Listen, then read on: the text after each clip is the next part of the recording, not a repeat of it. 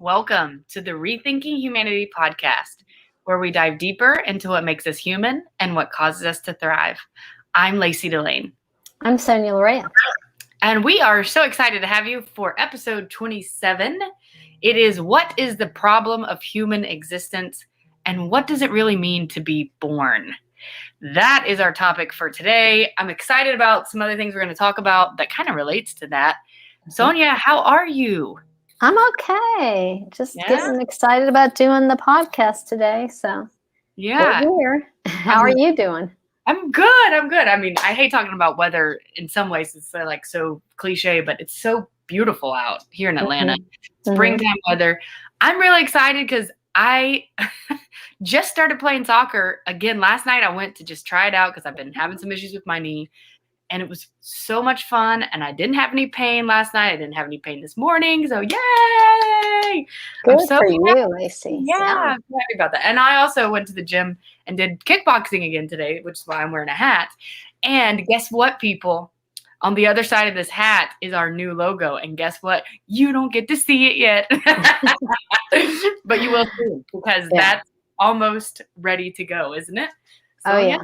Yeah, it is. And I'm glad that you got out there and started doing some things, Lacie. That's cool. Yeah. Being physical. And I know you love soccer, so that's pretty neat. I do. You know, it feels really good to be back in the gym.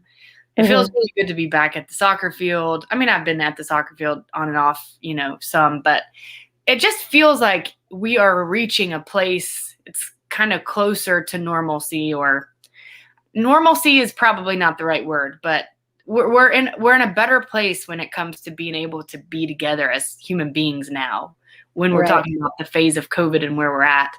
Right. And so that feels really, really good. I'm hopeful that, these variants aren't something that are going to jack up our summer and the progress that we've made. Mm-hmm. Yeah. I mean, I think we're never going to go back to what we had before, but I think, we're sort of adapting, obviously people are still doing masks and we have the vaccine, but I think you're seeing people outside and they're just desperate for human interaction after the winter and, the last year. So it's good. It's all good. Yeah. That we can get out there, like you said. Yeah, exactly. So it's wonderful that that's happening. It's wonderful that it's springtime. I think I was telling someone else that I'm in love with spring, and I'm like, I wonder if it's just because we've been locked in for so long. You know what I mean? Like probably. Right.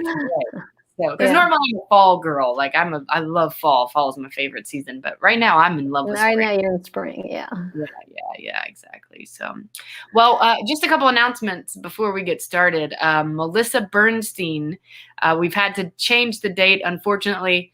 And fortunately, whatever, it doesn't matter. She's still coming on, but we just are in the process of working through some scheduling stuff. So stand by on that. Of course, we'll keep you updated. And we're very close on our new logo reveal. We have something else alongside it when we reveal it that is very, very exciting that we're going to announce with it. So stay tuned. We're getting closer and closer, guys. And it's episode 27. We're in season 2. Everything's live. We're having a blast, man. Season 2. Wow. Yeah. I know. The time went by so quick. It's crazy. Yeah, it did. It really did. Well, the other thing that I think is quite interesting, Sonya, is what we decided to talk about today before we got into the content is related to birth and birth rates. That it's the decrease in birth rate numbers, which is a huge story, honestly, for us to be talking about. It's very historical how this is happening, but also our content from talks a lot about like what it means to be born. So I think it's kind of ironic. Yeah, it's amazing. We didn't really plan this, but it worked out that we both kind of listened to some things about the birth rate in the U.S. and Japan, and then we're talking. The theme is about being born, so that's interesting. Which is cool. And I mean, of course, being the basic income advocates that we both are, we can weave basic income into both of these, into the content and to the decreased birth rate numbers situation. And we can, see that being a very powerful help for that. But anyway, we'll get there. Yeah. We'll get there. Let's just go ahead and go there. How about it? Yeah. What did you learn as you heard and read about the decreased birth rate? And yeah, I didn't focus so much. I know this in the States, it's definitely decreased. And you could probably speak better to that, Lacie, because I know that you listened to some, information on that. The one I knew more was Japan, and Japan is really fascinating. What really struck me there is the patriarchy. So women there do not want to have children because they have to do everything. That's the bottom line. They don't get support from their husbands. They can't have the career and watch the kids. And it's a culture that really, I know the numbers are like the lowest, and like the dad helps like 45 minutes, say, a day. And then, there's another number of how much work she does. So compared to other developed countries, it was really interesting what I found interesting too is that the women that want to stay single, they have these single karaoke places, single places to go to dinner. So the women are actually happier, I think, being able to pursue their, careers or their life, because when they have children, it's sort of like, okay, my life is over. I have to stay home and watch these kids and not get any help, Right. Well, I remember the anecdote, I guess, on that episode. It was the New York Times podcast, The Daily, I think is what it's called. Yeah, it's The Daily. So the reporter goes with this woman to her house to just spend some time and observe. And she says, I remember this part of it. She said, the dad says, like, I'll take them to school and drop them off at school. And the mom is up running around like crazy trying to get their lunches made. And I know a little bit about this because I've been a full-time nanny in the past, and part of what my job was. But anyway, she's like trying to get their book bag together and, their lunches, and they're getting their clothes, and then the extra thing of clothes and whatever. And so the reporter's like, oh, he's going to take them to school. That's great. And she's like, no, that just means he's going to accompany me. Yeah, I know. I remember that story. Car to go drop them off at preschool. I know. Well, what I think they're faced against now is that obviously you don't have children, and then the children can't grow up to support the system, the social system, like your Social Security, and also your professionals, say your doctors, nurses. So it's affecting the population, obviously. And I think, I don't know if it's the prime minister that, I don't know if you recall it's an issue because they need to encourage women to have children. And he actually took time off from his work.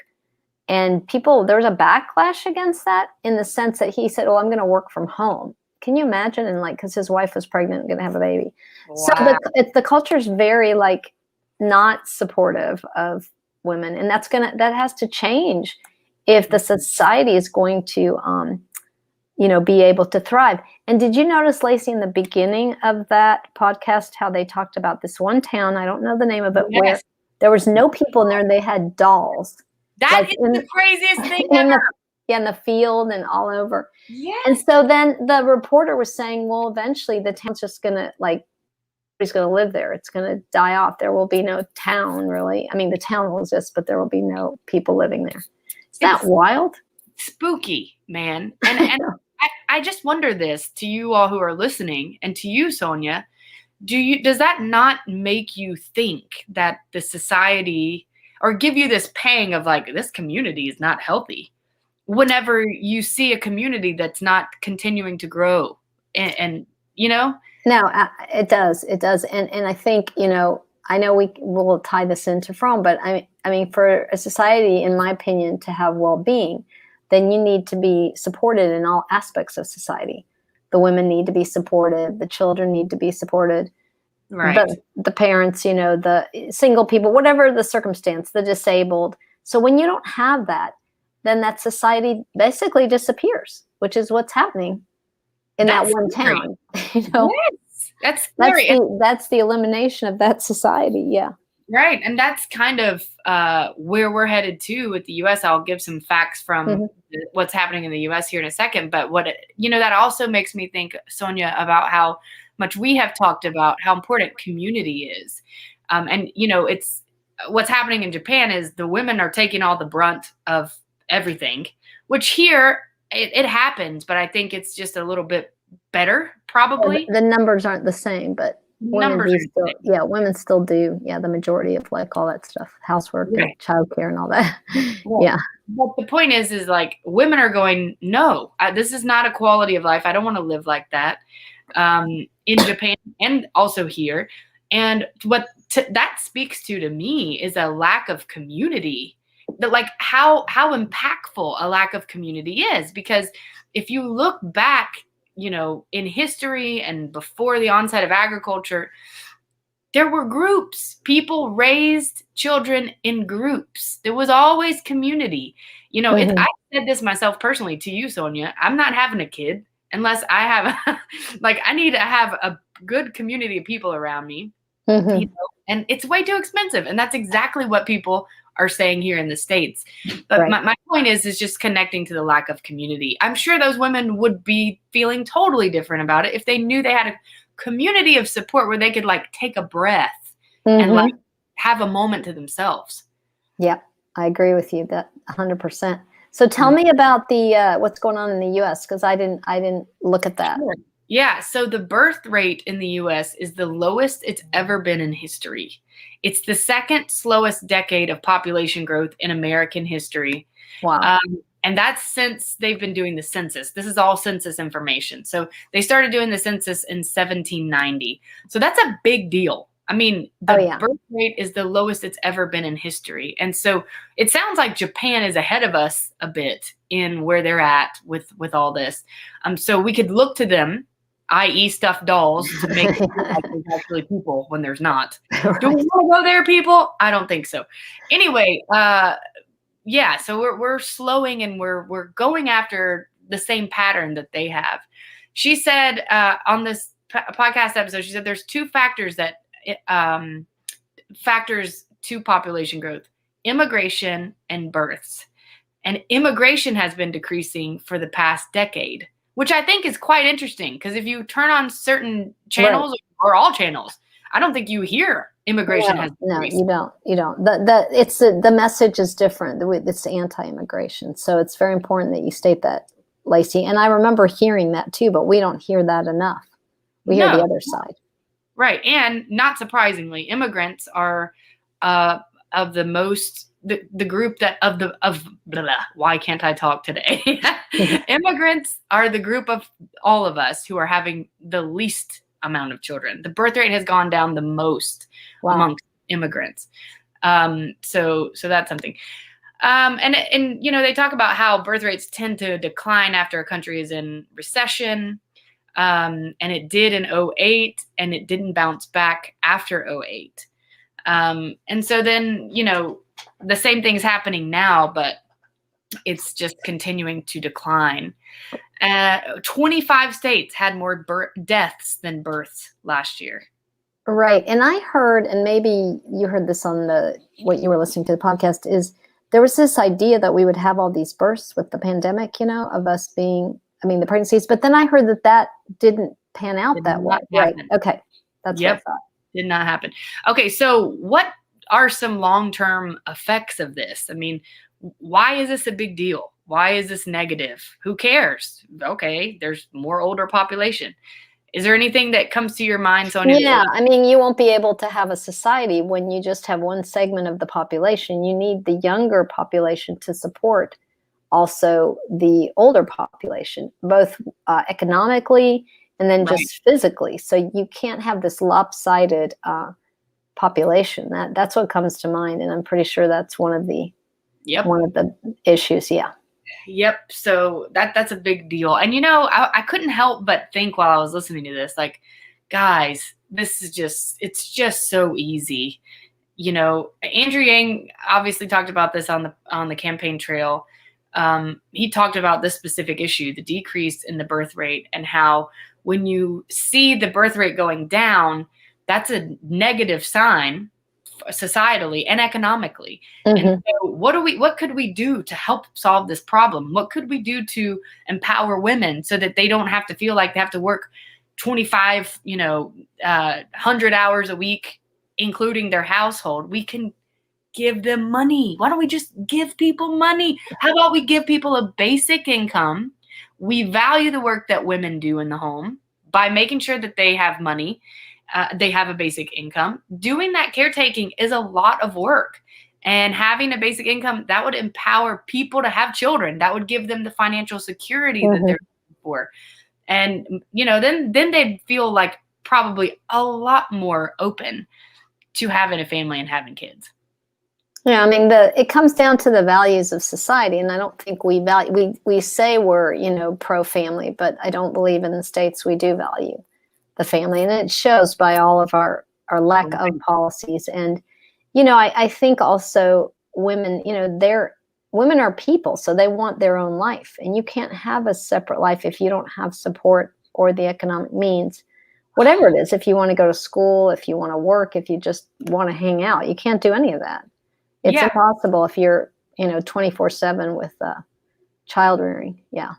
The story on the episode about Japan, they were with the lady. She was coming home from her job, and she was taking the train in Japan.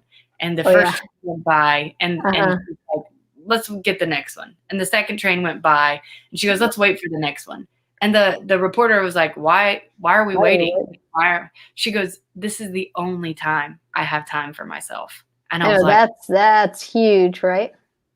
I mean, I know some people might not think that a basic income would change that situation, but it would 100%.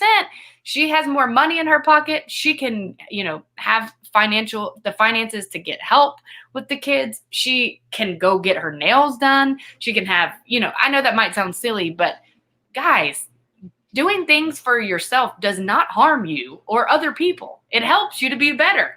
And the problem is, I think there's never been, it's not a balance. We don't have the balance where, because you're a nanny, it's just 24/7 with when these women are having to take care of the kids. And then in that culture specifically, where the man's not even helping out. I mean, no wonder she wanted to keep waiting for the train, right? Right, exactly. So anyway, fascinating topic. Definitely something we hope to bring some awareness to, see some progress in that area.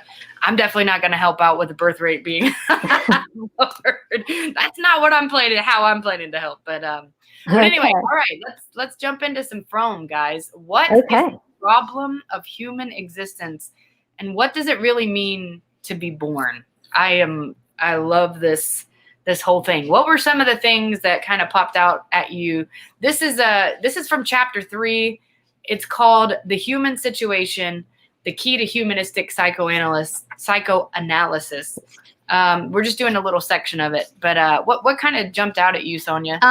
Okay, what jumped out at me initially is that Fromm does a good job of separating, the animal from man. We are obviously animals, but in our evolution, we change. The brain grows, we're able to reason. So he definitely distinguishes that. And I thought it was really interesting when he said that when the animal transcends nature, when it transcends the purely passive role of the creature, when it becomes, biologically speaking, the most helpless animal, this is interesting, man is born. Because, when you're an infant and you're born, you're helpless. So then life, he said, becomes aware of itself. Man, and this is awesome, man is part of nature, but transcends the rest of nature. He is set apart while being apart. He cannot rid himself of his mind or of his body. He realizes his powerlessness and the limitations of his existence. So I really like that. When I thought about it, I was like, we're part of nature, but we're also a part, we're away from it. And this is this constant struggle like we're having today, where I think we've really removed ourselves from nature, which is a lot of the problems we're having, like climate crisis and, pandemic, et cetera. And so we have to be able to be in, with nature, but at the same time, we're never going to be, as, to me, intimately involved as, say, like an animal. That's not, because we reason and we get bored and we think about things and we think about death and life. And so we're on a whole nother level. And that's where Fromm initially is going I don't know what you picked up there, but that was I really love this element because, you know, he talks about how the animal is lived through biological laws of nature. It's a part of nature and doesn't transcend it. It has no conscience of a moral nature and no awareness of itself and its existence. And we're talking about animals here. They're not humans. It has no reason, if by reason we mean the ability to penetrate the surface grasped by the senses and to understand the essence behind the surface. Therefore, the animal has no concept of that truth, even though it may have an idea of what is useful. So I think drawing the contrast here is really important. Of course, we evolved to a place where we became animals who did not act essentially by instinct, which is how other animals act. And while this is beautiful and wonderful and amazing and what sets us apart as human beings, at the same time, it's this problem. It becomes this problem because why? Because we've become aware of ourselves as beings. And we ask these questions. Have you ever asked the question, why are we here? What are we doing here? You know, self-awareness, reason, and imagination, he says, disrupt the harmony which characterizes animal existence. I mean, I've heard people say, man, like the life of a dog or a cat, man, they got nothing's wrong. Everything's fine, you know? And that's essentially the difference between the two. And he's drawing this line, calling it the problem of human existence. Yeah, I mean, the statement too about reason is his blessing and curse. And if you think about that yourself, you say, wow, I can reason. So that is a blessing. You can use your mind and you can think. But it also is a curse, as you pointed out, because then come these existential questions. What am I doing here? Why am I here? This doesn't make sense. You know, this struggle. An internal struggle. So I can see that where people say, yeah, life of a dog, life of a cat, just chill, hang out, you know, live instinctually, a simple life. It's attractive, you know. Right. So he also says he is talking about humans.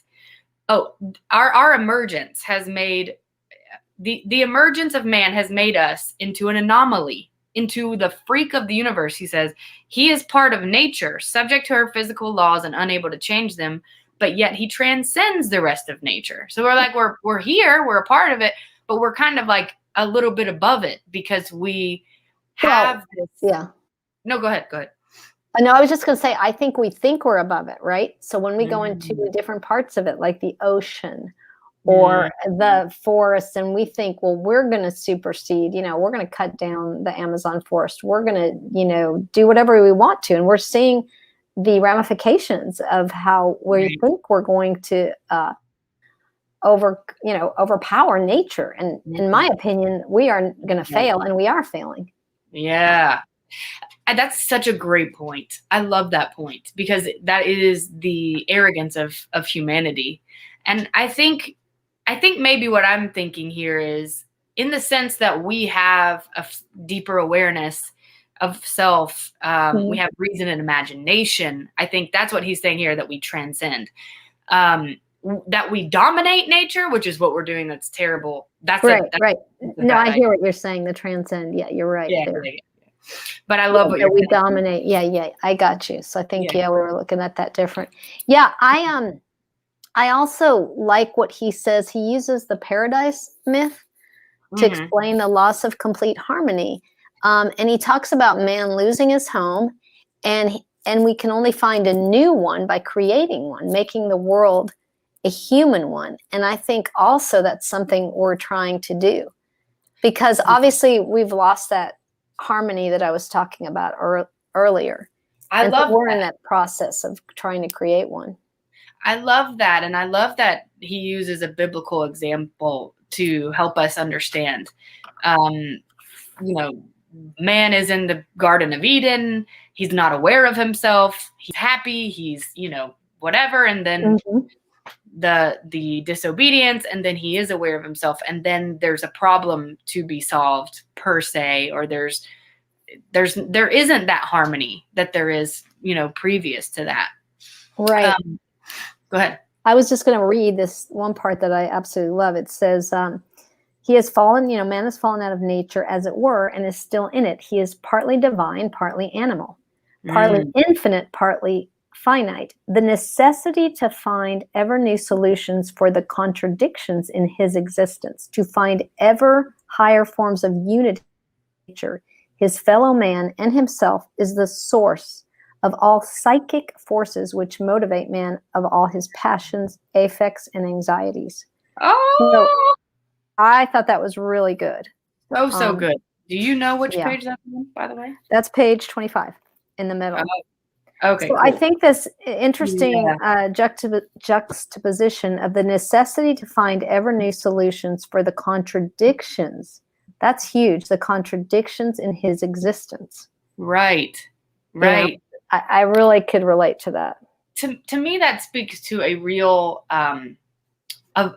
a real inability to avoid this inner struggle. I mean, it's part of our nature to be a part of nature and then transcending it, or if you want to use a different word, to be separated from it in a way that other parts, other living things are not, right? And so it's this thing that none of us can get rid of. We can't run away from. We can't, it's just going to be there for human beings, period. No, I get that. And I just think, and this is why, we said the title of this is the Being Born. Tell me exactly what was your title in the beginning, Lacie? I forgot. And what does it really mean to be born? Right. And so I think that brings us back to that there's that constant problem within the human race that we have to solve, that being born, not just like the physical birth, but the actual, extrauterine life, as Fromm would call it, not just intrauterine, but the extrauterine life that we all have to go through, Right. Yeah. And he says that the problem of man's existence then is unique in the whole of nature. He has fallen out of nature, as we've talked about, and but yet he is still in it. He's partly divine, partly animal. You read this part. So that's kind of the problem of man's existence part. And then he says the problem then which the human race, as well as each individual, has to solve is that of being born. So that's kind of the transition to what does it really mean to be born. Right. Before we get too far into that, I want to make this one point that he makes that I think is very interesting and true. He says the animal is content if its physiological needs, its hunger, its thirst, its sexual needs are satisfied. Inasmuch as man is also animal, these needs are likewise imperative and must be satisfied. But as much as he is human, the satisfaction of these instinctual needs is not sufficient to make him happy. They are not even sufficient to make him sane. That's pretty powerful. Yeah, I remember that part. No, that's really powerful. I think that does say to us, like, the dilemma that we have, that even though all of those needs are satisfied, there's still that search. Right. That search for, like what you said earlier, of the meaning. What am I doing here? Why am I going through this? What does all this mean? And there it comes back, your reasoning. Right. And also there's the psychological needs that are beyond the hunger, the thirst, the sexual, the need for love, the need for affirmation, the need for attention, the need for connection, those needs, and that's where he says the understanding of man's psyche must be based on the analysis of man's needs stemming from the conditions of his existence, which of course we talked about in the previous episode. So we're getting to a place where we're going to start talking about the nature of man, and of course his needs. But let's jump back to what does it really mean to be born? And you said something about intrauterine and extrauterine life. What were you talking about? Well, I mean, he does talk about how obviously when an infant is born, this is interesting too. We're the animal, where animals have, you said, the instinctual ability to survive. With an infant, a human infant, it's definitely completely dependent on the mother. Yes. It's a helpless infant, or on someone, a caretaker, right? And so then Right. the child slowly, it starts to develop, as Fromm talks about, of walking and talking and all of that, and then it starts to reason because the child's looking at the world objectively. But what I thought was really powerful, what he said, is that he looks at birth in a broader sense. He says the whole life of the individual is nothing but the process of giving birth to himself. Yes. Indeed, we should be fully born. When we die, although it is the tragic fate of most individuals to die before they are born. Yeah. That was powerful. Right. I mean, I think that is so, so powerful. And it's one of the tenet messages of what he's written about for so long. I've seen it in all of his writings, that the purpose of man is to give birth to himself. Mm-hmm. And so, the birth process in the way we think of it typically is like when the child comes out of the womb, they're born. Right. But if you just take a look at what happens after that, the first year of life, 2 years of life, human babies are so dependent on their parents. Mm-hmm. And they're actually continuing to be born as they begin to speak, they begin to walk, they begin to talk, they begin to crawl, learn about who people are, and that their mother is there even if they can't see their mother, and their father is there even if they can't see their father, those types of things. And so slowly, he says, the growing person learns to love, to develop reason, to look at the world objectively. He begins to develop his powers, to acquire a sense of identity, to overcome the seduction of his senses for the sake of an integrated life. I assume by integrated life he means like living with other people. Mm-hmm. And so if you can take a look at birth, the word birth, in a less literal sense from the way that we look at it, but in a more scaled back sense of like, oh, yeah, that person has not been fully born yet. And then if you can stop at like, okay, you can say, all right, well, they're not fully born yet till they're 18. But are they fully born yet when they're 18? No, not quite, because there's still more to learn. And then if you can look at it that way, you can say, wait a minute, I'm not ever fully born. I always have an opportunity to grow and change as an individual. So that's why Fromm says the main task of man is to give birth to himself, because it's this ongoing process, right, for every individual. Yeah, it is. And what's really interesting, they've done studies, I don't know if you're aware of this. So when you're a child, one thing they know, and I think this is fascinating, because you think of really young children, how they have they don't have filters. They're, how as you get older, you're like careful where you're at, what you say, what you do. Well, Right. Children, they now know, like with learning other languages, their brains just absorb that. If they're exposed, I forget what the age is. It's within the first, say, like 7 years of life.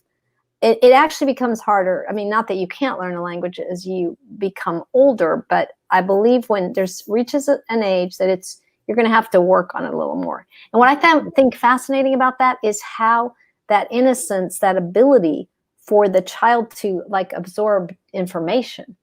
And as we get older, and also the culture affects us, we kind of put these barriers up to what we can and can't do, and which I think limits our ability to be who we are, who we need to be, who we need to evolve to be, because the culture is going to tell you, you need to do this, or you need to do that, or this is the way a woman acts, or this is the way a boy acts, Right. all of those messages. And the idea that we're constantly being born is very true. Not everyone, I think, is plugged into that. They have, like Fromm says here, because there are the tragic fate of most individuals to die before they are born. Right. So we're not really allowing that to happen, because also being born is tough. Like when you're having to shift in your life, something completely different. There's the death rebirth. Right. There's scenario. that dichotomy that goes with that. Mm-hmm. You know, I also think about, I'm trying to think of what I was just going to say. Oh, I think about, we've used the phrase self-actualization before on the podcast. And we know that the Maslow's hierarchy of needs, your basic needs need to be met before you can self-actualize, before you can come to a place where you're this like master artist or fill in the blank. And so I think this is another example. Like giving birth to yourself really is the exact same thing. I mean, tell me if you think differently, but it seems like it's the exact same thing as like self-actualization. Yeah, I mean, I think there's also this, and from addresses, there's can be like a fear because, you know, every step that you take is kind of frightening because you're going from maybe you're going from a safe place to a different place. Right. And so he does state that. And I think there's always that fear of death, that is both like a metaphor that, you know, when you burn the ashes of what the life that you don't need to have and you go to a new life, there's still that fear of shifting from one place to the other, which I think is tough, you know, for people. And I think that's why going to your self-actualization, that it is challenging for people to get there sometimes. For sure. And I think, I mean, there's a link to like, okay, let's say that you're a great singer, but you didn't know that. And the first time you sing, you're not going to be like, oh, I know exactly what I'm doing. It's like, I'm a really good singer. No, you have to try. And that feels scary because you might make a mistake. And my gosh, God forbid you make a mistake. But anyway, that was sarcasm. My point is that we have this inherent fear of trying these new things because it is that process of rebirth. It is that process of coming to a place of self-actualization. We can't self-actualize and learn new things about ourselves if we're not willing to try. And those trying is hard and scary. Yeah, and it's hard when you don't have a culture that supports you either. If everybody's screaming at you, no, don't do that. But you inherently, your nature, you know, this is what I'm supposed to do. This is what I need. That's a huge step because what you're doing is a death. You're leaving behind what you knew to go to something that really is truly what you should be doing. And that takes courage and time, you know, it's challenging. Yes. This is cool. He says the process of birth is by no means an easy one. I mean, let's just picture a woman having a baby. Is that easy? All right. Got it. Each step into his new human existence is frightening. It always means to give up a secure state, which was relatively known, for one which is new, which one had not yet mastered. I mean, this is why people don't get out of their comfort zone. I shared a really cool post in Spanish on my Instagram the other day. I can't remember who posted it, but it's this guy, a Spanish guy. And in Spanish, I can't remember what it says in Spanish, but the translation was like, you don't ever get anywhere amazing by staying in your comfort zone. And so it's the same type of thing as what we're saying here. It's uncomfortable. Right. It's uncomfortable. It's hard. And he says for sure that if the infant could think at the moment of the severance of the umbilical cord, he would experience a fear of dying. A fear of dying. If he knew, you know, but he can't. So anyway, it's a process. And I was thinking when you hear these transformational stories from people, what do you typically hear? You hear that they went through a really rough time. There was fear, there was anxiety, and then it's kind of like the phoenix rising from the ashes. And then when they transcend that, they get through that. There's just this like rebirth, and you know, but they had to go through like the fire first. You have to go through this tough place to get to the other side. You know, that is the challenge. And you know what? Whether you choose it or not, like you're still gonna. I feel like if you say, "Well, I don't want to change," you're still going to be confronted, you know, with these opportunities, and it's still going to be hard. So you can either say, "I'm going to just do it," or you know, stay in your space where you're not self-actualizing, but you're suffering like internally. There's still that struggle. because you're not getting to the place you need to be. And I think that's what our life is about. Right. That process. Well, I think another way to look at it too is when we start to feel these moments of anxiety or fear or what have you, we can know that on the other side of that, there's something that we can learn. There's a way that we can grow, that's part of why we're feeling these things.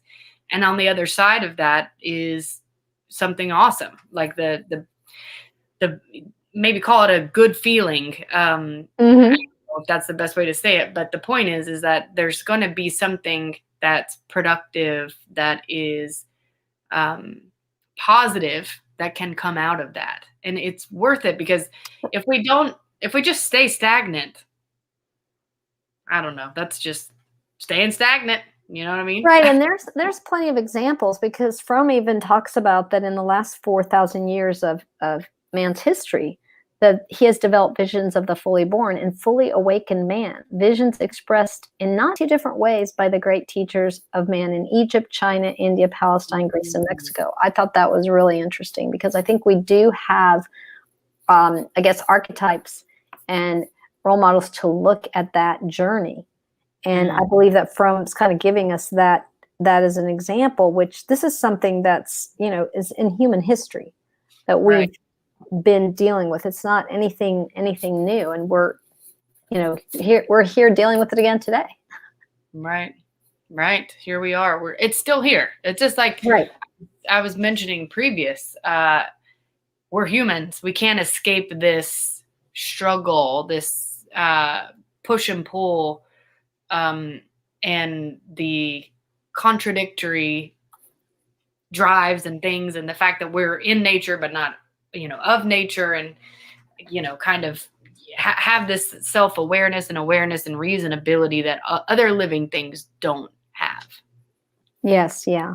No, it's just a really, really cool how Fromm deals with this. And I just love the part about the nature in, divine, and then part animal, partly divine, and that we are, he just does a good analysis of the difference of us with the human being, the difference between the human and the animal, and what the process is for us to be at this place of having, where we say is that life became aware of itself. That is like the key to me, life becoming aware of itself. If you just think about that statement. Yeah. He says at the end of this section, he says, in the history of the individual and of the race, the progressive tendency has proven to be stronger, yet the phenomena of mental illness and the regression of the human race to positions apparently relinquished generations ago show the intense struggle which accompanies each new act of birth, or call it growth or self-actualization. So, this is, you can also see this on a large macro scale as well when you talk about, us as a human race, the human race, and how we've grown over time. So that's kind of a cool connection to make too. Oh, yeah. And I'm sure he's going to go deeper into that too. Right. Yeah. So next up, we're going to be, diving more into man's needs as they stem from the conditions of his existence, which is super cool.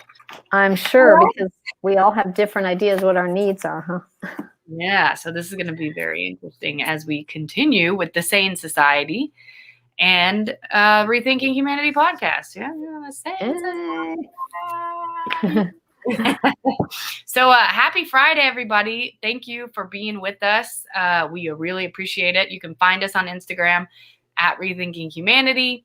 Of course, stay tuned, because we have new logo, new branding type stuff coming at you very, very soon. Yeah. Bye, guys. Have a great one. Bye. Thank you. We'll see you next time on the Rethinking Humanity podcast.